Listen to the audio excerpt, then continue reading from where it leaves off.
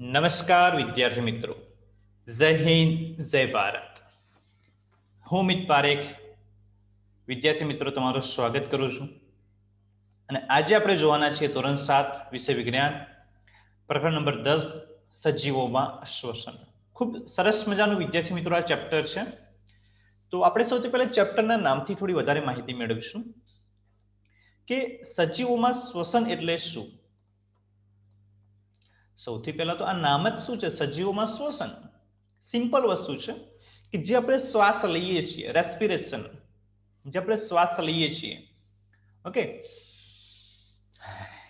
શ્વાસ લઈએ છીએ એવી જ રીતે એને શ્વસન કહેવાય. તો આપણે જોઈશું કે મનુષ્યમાં શ્વસન કેવી રીતે થાય છે.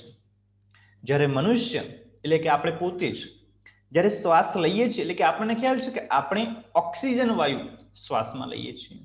તે ઓક્સિજન વાયુ આપણા શરીરમાં કઈ કઈ જગ્યાએ ટ્રાન્સફર થાય છે, કઈ કઈ જગ્યાએ ફરે છે, અને આપણે લઈએ છીએ ઓક્સિજન વાયુ તો કાર્બન ડાયોક્સાઇડ વાયુ કેમ બહાર નીકળે છે. આવી વસ્તુઓ, આવા પ્રશ્નોના ઉકેલ આપણે આ ચેપ્ટરમાં જોવાના છીએ. તો આવો વિદ્યાર્થી મિત્રો શરૂઆત કરીએ સજીવોમાં શ્વસનથી. તો સૌ પ્રથમ લખેલું છે કે એક દિવસ બુજો તેના દાદા દાદી જે એક વર્ષ પછી શહેરમાં આવવાના હતા તેની આતુરતાથી રાહ જોતો હતો. તે હકીકતમાં ખૂબ જ ઉતાવળમાં હતો કારણ કે તે બસ સ્ટોપ પરથી તેમને લઈ આવવા ઈચ્છતો હતો. વિદ્યાર્થી મિત્રો, બુજના દાદા દાદી ઘણા બધા કહેવાય કે દિવસો પછી, એક વર્ષ પછી આવવાના હતા. તો આપણે કહીએ ને આપણે પણ આપણા દાદા દાદી આવવાના હોય તો આપણે પણ બહુ જ ઉત્સાહમાં આવી જઈએ, એમ દોડમ દોડ કરીએ. તો એવી જ રીતે બુઝો પણ આવી રીતે ભાગમ ભાગ કરતો હતો, બહુ ઉતાવળમાં હતો એમ. તે ઝડપથી દોડ્યો અને થોડી જ મિનિટોમાં બસ સ્ટોપ પર પહોંચ્યો. દોડમ દોડ ગયો, દોડમ દોડ, તમારા જેમ. તમે કેવા સ્કૂલથી છૂટો એટલે આમ ઘરે દોડમ દોડ જાઓ એવી રીતે. તેની દાદીએ પૂછ્યું કે તે કેમ આટલો ઝડપી શ્વાસ લઈ રહ્યો છે. હવે સ્વાભાવિક વસ્તુ છે કે કોઈ પણ વ્યક્તિ જ્યારે દોડે છે ત્યારે એનો શ્વાસ જે છે એ ઝડપી બની જાય છે, આવું થઈ જાય છે. તો બુજોએ કહ્યું કે તે પૂરા રસ્તે દોડતો આવ્યો, પણ એક પ્રશ્ન તેના મનમાં થયો. તેને આશ્ચર્ય થયું કે શા માટે દોડતી વખતે શ્વાસ ઝડપી થઈ જાય છે. એને કીધું કે બા હું રસ્તામાં દોડતો દોડતો આવ્યો છું, અને એને એક પ્રશ્ન થયો કે કેમ દોડતી વખતે જ આ જે શ્વાસ જે છે એની પ્રક્રિયા ખૂબ જ ઝડપી થઈ જતી હોય છે. બુજોના આ પ્રશ્નનામાં આપણે શ્વાસ શા માટે લઈએ છીએ તેનો જવાબ સમાવેલ છે. શ્વાસોશ્વાસ એ શ્વસનનો એક ભાગ છે. એના વિશે આજે આપણે જોવાનું છે. સૌથી સરસ મજાનું ટોપિક છે, સરસ મજાનું આ ચેપ્ટર છે જેમાં આપણને આપણા શરીર વિશે થોડુંક વધારે જાણવા મળશે કે ઓક્સિજન વાયુ લઈએ છીએ તો જાય છે ક્યાં, એમાંથી મળે છે શું, એના વિશે થોડી વધારે જાણકારી મેળવીશું. તો સૌથી પહેલા છે આપણે શ્વસન શા માટે કરીએ છીએ, કેમ કરીએ ભાઈ, તમે શ્વસન કેમ કરો છો? કે સાહેબ જીવવા માટે. કેમ કરીએ? જો શ્વાસ ના લઈએ તો રામ રામ થઈ જાય ને એવું. એટલા માટે આપણે કે શ્વસન કરીએ છીએ એટલે કે શ્વાસ લઈએ છીએ. તો પ્રકરણ 2 માં તમે શીખી ગયા કે દરેક સજીવ નાના સૂક્ષ્મદર્શી એકમો જેને કોષો કહીએ છીએ તેનો બનેલો છે. હા, ઓકે, તમે ભણ્યા હશો વિદ્યાર્થી મિત્રો ચેપ્ટર નંબર 2 માં કે આપણું આખું શરીર જે છે એ શેનું બનેલું છે? નાના નાના નાના નાના કોષનું બનેલું છે, બરોબર. કોષ એ સજીવનું રચનાત્મક અને ક્રિયાત્મક એકમ છે. કોષ એ શું છે કે સજીવનો રચનાત્મક અને ક્રિયાત્મક. કેવી રીતે રચનાત્મક અને ક્રિયાત્મક?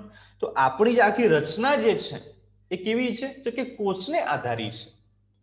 ઓકે, આજે તમામ તમે જુઓ શરીરના કોઈ પણ અંગ જુઓ એ દરેકની અંદર કોષ રહેલો છે. અને ક્રિયાત્મક એ કોષોને કારણે જ આપણે કોઈ પણ ક્રિયા કરી શકીએ છીએ. રમવું, ફરવું, વજન ઉઠાવવું, એક જગ્યાએથી બીજી જગ્યાએ જવું, આંખો ફટફટાવી, ગમે તે જે ક્રિયાઓ જે છે આપણા શરીરમાં થતી ક્રિયાઓ, એ તમામ ક્રિયાઓ એ કોષોને કારણે જ થાય છે. ત્યાર પછી જોઈએ કે સજીવનો દરેક કોષ ચોક્કસ પ્રકારના કાર્યો કરે છે. કીધું ને એટલા માટે જ એની ક્રિયાત્મક એકમ કહેવાય છે. કેમ? કારણ કે એ ખરેખર ઘણા બધા ચોક્કસ પ્રકારના કાર્યો કરતો હોય છે. જેમ કે પોષણ એટલે કે ખોરાક લેવો, પરિવહન એટલે કે એક જગ્યાએથી બીજી જગ્યાએ જવું, ઉત્સર્જન શરીરમાંથી જે ખરાબ પદાર્થો જે છે એ બહાર કાઢવાય, એને ઉત્સર્જન કહેવાય. પછી આપણે કાર્બન ડાયોક્સાઇડ બહાર કાઢીએ છીએ, એ પણ એક કોષ દ્વારા જ થતી એક પ્રક્રિયા છે. અને પ્રજનન, આવી પ્રક્રિયાઓ જે છે એ કોષ દ્વારા જ થાય છે.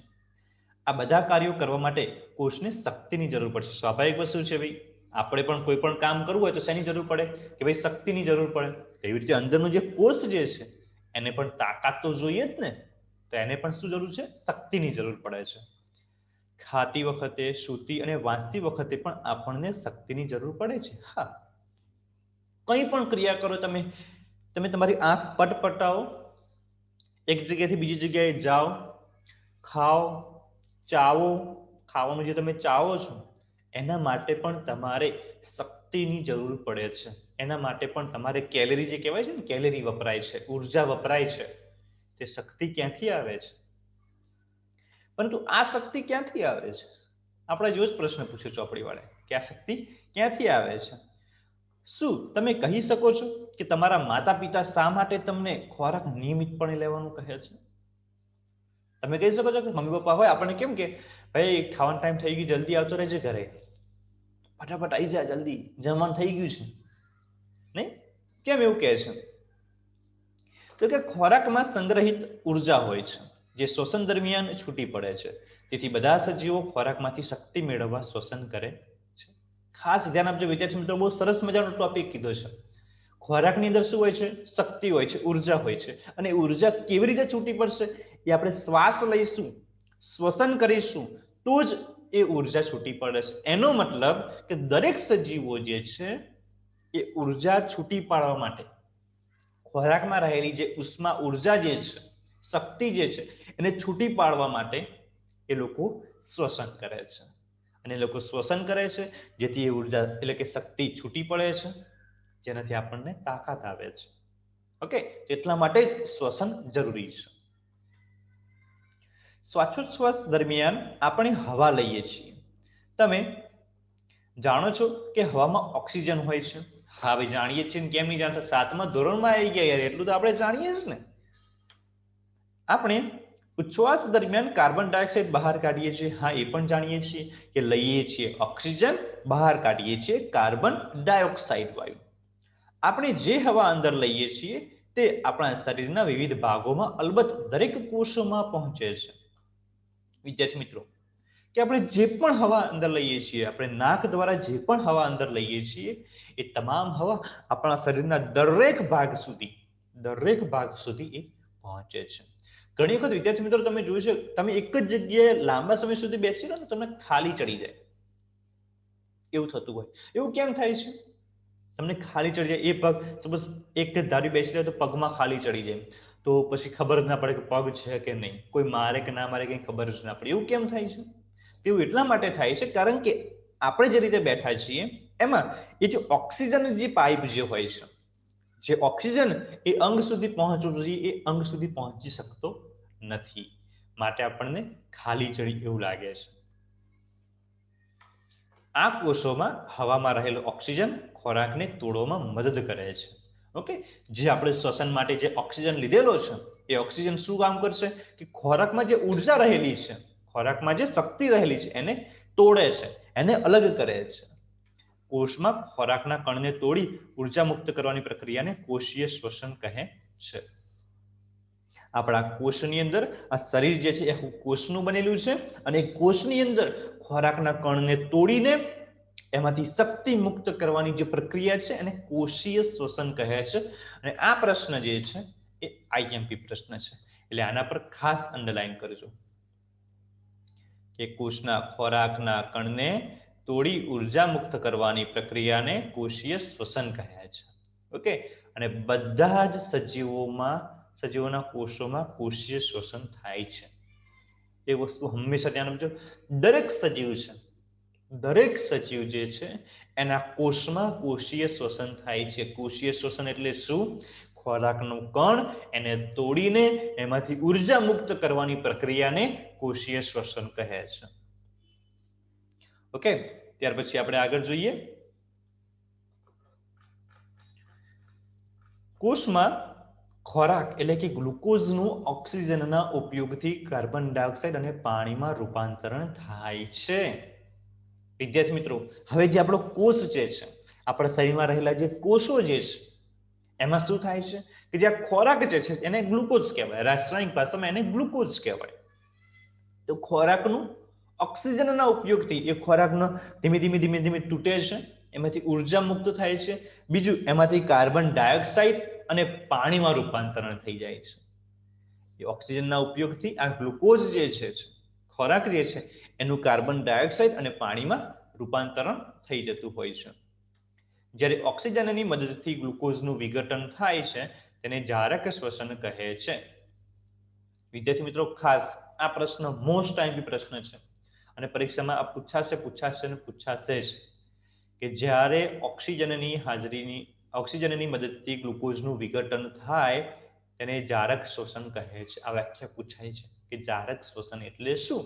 તો સિમ્પલ છે, ઓક્સિજનની હાજરીમાં ગ્લુકોઝનું વિઘટન થાય છે તેને જારક શ્વસન કહે છે. ઓકે, એના પછી આપણે આગળ માહિતી મેળવીએ કે ખોરાક ઓક્સિજનની મદદ વિના પણ તૂટે છે, તેને અજારક શ્વસન કહે છે. બરાબર, આ પણ ખાસ ઇમ્પોર્ટન્ટ છે કે ખોરાક જે છે ઓક્સિજનની મદદ વિના પણ એ તૂટે છે અને એવા શ્વસનને શું કહે છે? અજારક શ્વસન કહે છે. એકદમ ઈઝી છે. એક ઓક્સિજનની મદદથી તૂટે છે એને જારક શ્વસન કહેવાય, અને એક ખોરાક જે છે એટલે કે ગ્લુકોઝ એ ઓક્સિજનની મદદ વિના તૂટે છે એને અજારક શ્વસન કહે છે. ત્યાર પછી જોઈએ કે ખોરાકનું વિઘટન થવાથી શક્તિ મુક્ત થાય છે. તો આપણે હમણાં આગળ જ જોયું છે કે ખોરાકને જ્યારે તૂટે છે ત્યારે એમાંથી શક્તિ મુક્ત થાય છે, શક્તિ અલગ થાય છે.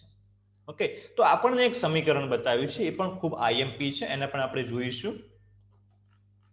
ધ્યાન આપજો ખાસ કે ગ્લુકોઝ એટલે કે ખોરાક. ઓકે, ગ્લુકોઝ એટલે કે ખોરાક. સૌથી પહેલું છે ઓક્સિજનના ઉપયોગથી, એટલે કેવું શ્વસન થયું? જારક શ્વસન થયું. ઓકે, ઓક્સિજનના ઉપયોગથી શું બને છે? તો કે કાર્બન ડાયોક્સાઇડ જે આપણે ઉચ્છ્વાસમાં બહાર નીકળે છે, પ્લસ પાણી પ્લસ શક્તિ આપણને એટલે કે તાકાત મળે છે. ઓકે, આ વસ્તુ થાય છે ઓક્સિજનના ઉપયોગથી. તો હવે આપણે આગળ જોઈએ કે તમારે જાણવું જરૂરી છે કે કેટલાક યીસ્ટ જેવા સજીવો હવાની ગેરહાજરીમાં જીવી શકે છે. ઓહો, આવું બની શકે ક્યારે કે હવાની હાજરી જ ન હોય તો એવી કન્ડિશન ત્યાં પણ એ લોકો જીવી શકે છે. આપણે જીવી શકીએ? ના ભાઈ ના. હવા ના હોય તો આપણે ના જીવી શકીએ. જય શ્રી રામ એવું કહીએ. ઓકે, પરંતુ અહીંયા તો આવા સજીવો જે છે યીસ્ટ એ અજારક શ્વસન કરે છે, એટલે કે ઓક્સિજનની મદદ વિના પણ એ લોકો શક્તિ મેળવી શકે છે. જોઈએ, તેઓને શું કહે છે? તેઓને અજારક જીવી કહે છે. અજારક શ્વસન કરતા જીવોને અજારક જીવો કહે છે. તેઓ અજારક શ્વસન દ્વારા શક્તિ પ્રાપ્ત કરે છે. ઓકે, અજારક શ્વસન એટલે કે ઓક્સિજનની મદદ વિના ઓક્સિજનની ગેરહાજરીમાં ગ્લુકોઝ, આલ્કોહોલ અને કાર્બન ડાયોક્સાઇડમાં નીચે મુજબ રૂપાંતરણ થાય છે. જોઈએ આપણે કેવી રીતે ઓક્સિજનની ગેરહાજરીમાં ગ્લુકોઝનું કયા કયા પદાર્થોમાં રૂપાંતરણ થાય છે. તો આવો જોઈએ. તો કે સૌથી પહેલા આ ગ્લુકોઝ, ઓકે, એટલે કે ખોરાક ઓક્સિજનના ઉપયોગ વિના, એટલે કે ઓક્સિજનનો ઉપયોગ કરતા નથી તો પણ એક ખોરાક તૂટે છે અને એનું રૂપાંતરણ શેમાં થાય છે? શેમાં કન્વર્ટ થાય છે? તો કે આલ્કોહોલમાં પ્લસ કાર્બન ડાયોક્સાઇડ પ્લસ શક્તિ. ઓકે, તમે જુઓ જારક શ્વસનમાં શું હતું? કાર્બન ડાયોક્સાઇડ, પાણી અને શક્તિ. અહીંયા શું આવે છે? આલ્કોહોલ, કાર્બન ડાયોક્સાઇડ અને શક્તિ છૂટી પડે છે. તો આવી વસ્તુ થાય છે અજારક જીવીઓની અંદર કે જેમાં અજારક શ્વસન થતું હોય. આ બંને ખાસ મોસ્ટ આઈએમપી પ્રશ્નો છે જે કરવા ખૂબ જરૂરી છે. ઓકે, હવે આપણે થોડું આગળ જોઈએ કે જ્યારે થોડા સમય માટે ઓક્સિજનની ત્રુટિ હોય ત્યારે આપણા સ્નાયુઓ પણ અજારક શ્વસન કરે છે. ઓહો, આપણા સ્નાયુઓ પણ અજારક શ્વસન કરી શકે છે, એટલે ઓક્સિજન વિના પણ ક્યારેક ક્યારેક ખોરાકને તોડીને એ કાર્બન ડાયોક્સાઇડ, પાણી અને શક્તિ મુક્ત કરી શકે છે. પરંતુ ક્યારે? કોઈક વખત થોડા સમય માટે ઓક્સિજનની ત્રુટિ હોય, એટલે કે ઘણી વખત ઓક્સિજન જો થોડો મળતો હોય અથવા બંધ થાય થોડા સમય માટે જ, ઓકે, વધારે નહીં, વધારે તો એ વસ્તુ છે. તો થોડા સમય માટે જો ઓક્સિજનની ગેરહાજરી હોય તો કે આપણા સ્નાયુ પણ આવું કામ કરી શકે છે. આકરી એટલે કે ભારે કસરત દરમિયાન દોડવું, સાયકલિંગ કરવું, કલાકો સુધી ચાલવું અથવા ભારે વજન ઉચકવું, આ બધી ક્રિયામાં વધુ શક્તિની જરૂર પડે છે. સિમ્પલ વસ્તુ છે. તમે ફાસમ દોડ કરો, સાયકલ ચલા કરો, તમને થાક લાગશે જ ને. ઓકે, એના માટે તમારે વધારે શક્તિની પણ જરૂર પડશે. ઓકે, પરંતુ આ શક્તિ ઉત્પન્ન કરવા માટે ઓક્સિજનનો પુરવઠો મર્યાદિત હોય છે. ખાસ ધ્યાન આપજો વિદ્યાર્થી મિત્રો. હવે આવા સમયે તમે બહુ જ ફાસમ દોડ કરો છો, સાયકલિંગ કરો છો, વધારે ને વધારે ચાલ કરો છો, તો ઓક્સિજન એટલા પ્રમાણમાં તમને શક્તિ મુક્ત નહીં કરી આપે. તમે શાંતિથી તમે રહો છો તો જેટલો ઓક્સિજન લો છો એમાંથી શક્તિ મુક્ત થાય છે, એમાંથી તમે કામ કરી શકો છો. પરંતુ વધારે ને વધારે કામ કરો, દોડ કરો, તો શું થશે? તો કે તમને હાફ ચડે છે ને, એ જ વસ્તુ છે. તો કે આ સમયે શક્તિની જરૂરિયાતને પૂરી કરવા માટે સ્નાયુ કોષોમાં અજારક શ્વસન થાય છે. વિદ્યાર્થી મિત્રો, ખાસ આવા સમયે કે જ્યારે તમે વધારે ને વધારે દોડો છો, સાયકલિંગ કરો છો, વધારે ચાલો છો, તો આવા સમયે તમારા સ્નાયુઓની અંદર પૂરતો ઓક્સિજન મળતો નથી. ઓકે, પૂરતો ઓક્સિજન મળતો નહીં. શક્તિની જરૂર વધારે છે પરંતુ એટલા પ્રમાણમાં ઓક્સિજન મળતો નથી. તો એ વખતે આપણા જે સ્નાયુઓ છે એ અજારક શ્વસન કરે છે, એટલે કે ઓક્સિજનની ગેરહાજરીમાં પણ એ લોકો શ્વસન કરી શકે છે. જોઈએ આપણે કે એ વખતે શું થાય છે આપણા સ્નાયુની અંદર. તો કે ગ્લુકોઝ સ્નાયુની અંદર વાત કરીએ છીએ જ્યારે આવી પરિસ્થિતિ હોય, ઓકે, ત્યારે ઓક્સિજનની ગેરહાજરી હોય છે આપણા શરીરની અંદર, ત્યારે એમાંથી લેક્ટિક એસિડ પ્લસ શક્તિ ઉત્પન્ન થાય છે. શું થાય છે? Lactic acid. વિદ્યાર્થી મિત્રો, લેક્ટિક એસિડ એ શું છે? તો ઘણી વખત તમે બહુ ફાસ્ટ દોડતા હશો તો તમને ગોટલા વાજી જાય, ઓકે, પગમાં દુખાવા લાગે, ગોટલા વાજી જાય, ત્યાં જમા થઈ જાય, એ જ લેક્ટિક એસિડ છે. ઓકે, અને લેક્ટિક એસિડને નિવારવા માટે શું કરીએ છીએ આપણે? આપણા મમ્મી પપ્પા કહે કે ભાઈ એના પર ગરમ પાણી ઝારો, ઓકે, ગરમ પાણી રેડો એટલે કે છૂટું થઈ જશે, તમને દુખાવો મટી જાય છે. તો આવી વસ્તુ આપણે ઉપયોગમાં લઈએ છીએ. જોઈએ, તમે ક્યારે એ વિચાર્યું છે કે ભારે કસરત દરમિયાન સ્નાયુ ખેંચાઈ કેમ જાય છે? હા, ઓકે, એના પહેલા આપણે જોઈ લઈએ યીસ્ટ વિશે આપણને થોડું આપ્યું હતું. ઓકે, તો યીસ્ટ એક કોષીય સજીવ છે. એક કોષીય એટલે કે યીસ્ટની અંદર ફક્ત એક જ કોષ આવેલો હોય છે, જ્યારે આપણા શરીરમાં ઘણા બધા અસંખ્ય કોષો આવેલા હોય છે, બહુ જ બધા કોષો આવેલા હોય છે, જ્યારે યીસ્ટની અંદર ફક્ત ને ફક્ત એક જ કોષ આવેલો હોય છે. તે અજારક રીતે શ્વસન કરે છે, એટલે કે ઓક્સિજનની ગેરહાજરીમાં શ્વસન કરે છે. આ પ્રક્રિયા દરમિયાન આલ્કોહોલ બને છે. આપણે જોયું તો આલ્કોહોલ, કાર્બન ડાયોક્સાઇડ અને શક્તિ. તેથી તેનો ઉપયોગ વાઇન અને બિયર બનાવવામાં થાય છે. ઓકે, જે પીણું જે છે, દારૂ, ઓકે, વાઇન અને બિયર બનાવવા માટે યીસ્ટનો ઉપયોગ થાય છે. કેમ? કારણ કે એ શું કરે છે? અજારક શ્વસન કરે છે અને એમાંથી શું છૂટું પડે છે? આલ્કોહોલ. એક પ્રકારનું શું છે? દારૂ કહીએ છીએ. ઓકે, તો વાઇન અને બિયર બનાવવામાં યીસ્ટનો ઉપયોગ થાય છે. એક પ્રકારનો સજીવ છે, એમાંથી આ વસ્તુ બનાવવામાં આવે છે. ઓકે, જોઈએ આપણે કે તમે ક્યારે એ વિચાર્યું છે કે ભારે કસરત દરમિયાન સ્નાયુ ખેંચાઈ કેમ જાય છે? જ્યારે સ્નાયુઓ અજારક શ્વસન કરે ત્યારે સ્નાયુ ખેંચાણ પામે છે. આપણે જોયું હાલ કે વધારે ને વધારે દોડ કરીએ, કસરત કરીએ તો આપણા સ્નાયુમાં દુખાવો થાય છે અને આપણે આપણી ગુજરાતી ભાષામાં કહીએ છીએ ગોટલા બાજી ગયા, એવું કહીએ ને. તો એ શેના કારણે થાય છે? એ અજારક શ્વસન થાય છે, એના કારણે થાય છે. અજારક શ્વસન આપણા સ્નાયુમાં થાય છે, ઓકે, એના કારણે થાય છે. ગ્લુકોઝનું અપૂર્ણ દહન થવાથી લેક્ટિક એસિડ ઉત્પન્ન થાય છે. ઓકે, સિમ્પલ વસ્તુ છે વિદ્યાર્થી મિત્રો કે ગ્લુકોઝ એટલે કે ખોરાક, એનું દહન કેવું થાય છે? અપૂર્ણ દહન. કેમ? કારણ કે જેટલા પ્રમાણમાં આપણને ઓક્સિજન જોઈએ છે એટલા પ્રમાણમાં આપણને કસરત કરતી વખતે ઓક્સિજન મળતો નથી, માટે એ ખોરાકનું અપૂર્ણ દહન થાય છે, પૂરેપૂરું દહન થતું નથી. ત્યારે એમાંથી લેક્ટિક એસિડ ઉત્પન્ન થાય છે, જે આપણે અહીંયા જોયું છે લેક્ટિક એસિડ ઉત્પન્ન થયું છે. લેક્ટિક એસિડ એકઠો થવાને કારણે સ્નાયુઓ ખેંચાઈ જાય છે. આપણે જ્યારે ગરમ પાણીથી સ્નાન કરીએ અથવા માલિશ કરીએ ત્યારે આપણને આ ખેંચાણથી છુટકારો મળે છે. ઓકે, સિમ્પલ વસ્તુ છે કે આ લેક્ટિક એસિડ જ્યારે જમા થઈ જાય ને, વધારે ને વધારે લેક્ટિક એસિડ જમા થઈ જાય, ખોરાકમાંથી છૂટો પડે, ત્યારે આપણને એ સ્નાયુઓ ખેંચાઈ જાય છે, એટલે કે આપણને એવું દુખાવો લાગે. જ્યારે ગરમ પાણીથી આપણે સ્નાન કરીએ અથવા માલિશ કરીએ તો આપણને એ દુખાવો ધીમે ધીમે ઓછો થઈ જતો હોય છે. શું તમે અનુમાન બાંધી શકો છો કે આવું શા માટે, કેમ આવું થાય છે? ગરમ પાણીનું સ્નાન અને માલિશ રુધિરના વહનને ઝડપી કરે છે. ઓકે, કેમ ગરમ પાણીથી સ્નાન કરવાથી આ કામ થઈ જાય છે? કેમ માલિશ કરવાથી આવું થઈ જાય છે? તો માલિશ અને ગરમ પાણીથી સ્નાન કરવાથી જે રુધિરનું જે પરિવહન જે ત્યાં ધીમું થઈ ગયું છે તે શું થાય છે? ઝડપી બની જાય છે. અને ઝડપી એ જગ્યાએ ઓક્સિજન મળતો શરૂ થઈ જાય છે. અને ઓક્સિજન મળતો શરૂ થઈ જશે તો આપોઆપ એ દુખાવો મટી જાય છે.